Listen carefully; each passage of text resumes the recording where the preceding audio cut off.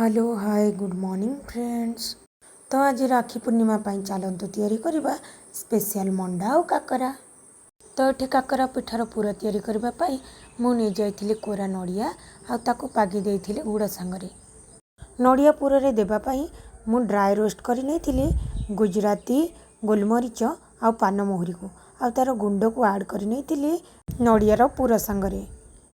पूरा तैयारी हो सारा पर एबे आमे तैयारी करबा जंतुणी। ये जंतुणी तैयारी करबा पाई मु नहीं जाइथिली अल्प टिके गुआ घी आउ सेथिरे ऐड करिथिली गोटे कप को 2.5 कप हिसाब रे पानी आउ स्वाद हिसाब रे चीनी।